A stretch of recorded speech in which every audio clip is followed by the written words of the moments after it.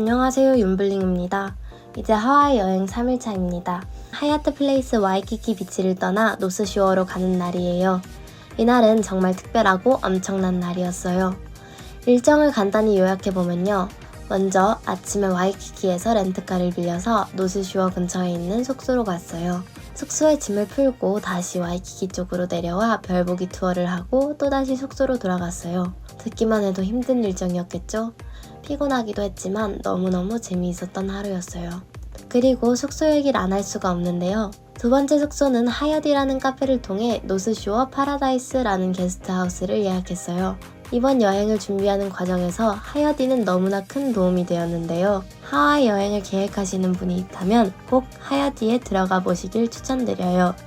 노스쇼어 파라다이스 게스트하우스는 너무너무 마음에 들었어요. 그리고 대박 사건! 노스쇼어 파라다이스가 선 넘은 패밀리라는 프로그램에 나왔어요. 우리가 있었던 숙소를 TV에서 보니 무척 신기했어요. 노스쇼어 파라다이스를 운영하시는 가족은 너무 멋지고 좋은 분들이셨어요. 남편분이 미국인인데 한국말을 잘하셔서 깜짝 놀랐어요. 역시 아내분이 한국분이었더라고요. 자, 이제 3일차 여행을 함께 따라가 보실게요. 해외여행에서 렌트카를 빌리는 건 정말 중요한 일이에요. 첫날 영상에서 말씀드린 대로 저희는 첫날에 렌트카를 빌리지 않고 공항에서 한인택시를 이용했어요. 와이키키 도심에서 렌트카를 찾을 수 있기 때문이었어요. 렌트카 일정으로 고민하시는 분들은 이 영상이 도움이 될 거예요. 달러 렌트카로 예약을 했는데요. 지도를 검색해보니 하얏트 플레이스 와이키키 비치 호텔에서 아주 가까운 곳이었어요. 걸어서도 갈 수 있는 거리네요. 이 건물입니다. 2층 사무실에 가니 허츠, 달러, 스리프티 렌트카가 한 곳에 있었어요.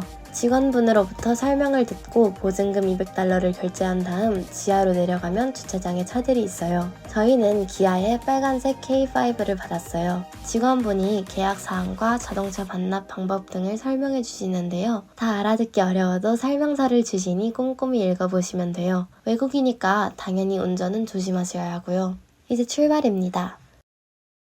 숙소는 동북쪽 해안에 있는 곳이었는데요. 구글 맵으로 검색해보니 이렇게 가라고 하더라고요. 하지만 우리는 노스쇼어를 통과해서 가기로 했습니다. 그곳에 볼거리가 많거든요. 오아후 섬을 가로질러 가는데 풍경이 정말 멋졌어요. 와이키키와는 다른 하와이의 모습을 볼 수 있었어요. 점심을 먹기 위해 훌리훌리 치킨이라는 곳을 찾아갔어요. 이곳은 백종원 아저씨가 다녀간 곳으로 유명한데요. 훌리훌리는 하와이 말로 turn 돌린다는 뜻이라고 해요. 치킨을 굽고 있는데 옆에서 빨리 돌려 한 데서 유래된 명칭이라고 하네요. 정말 맛있어 보이죠?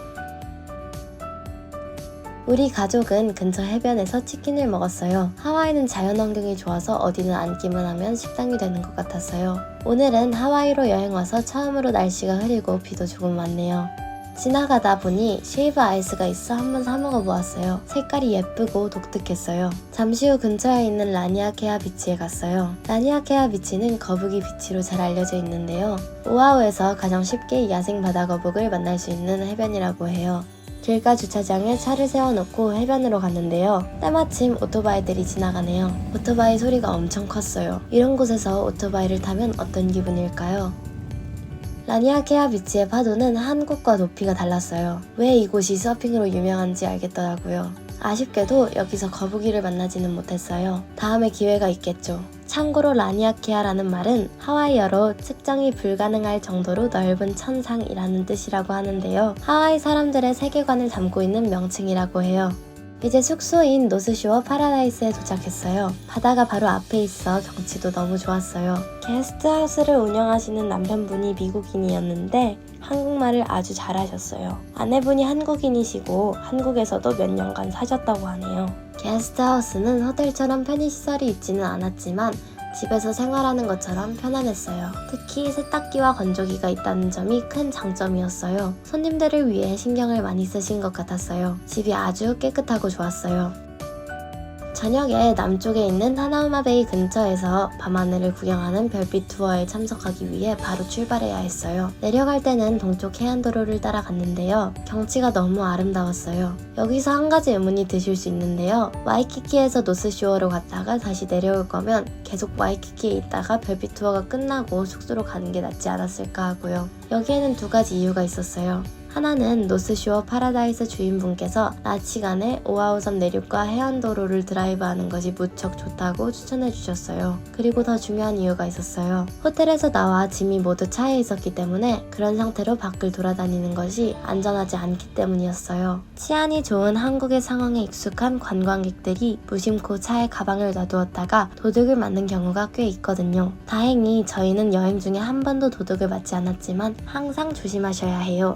그리고 이건 개인적인 생각인데요. 렌트카를 고르실 때 세단으로 빌리는 게 좋을 것 같아요. 트렁크가 분리되어 있고 파손하기 어려워 중요한 짐을 트렁크에 넣어두면 되거든요. 컴포터블카의 경우 멋있기는 한데 짐을 넣을 수 있는 공간이 작아서 불편했다는 분들이 있더라고요. 무엇보다 안전이 중요하다는 점을 꼭 기억하셨으면 해요. 가는 길에 배가 고파서 보이는 푸드트럭에 들렸어요.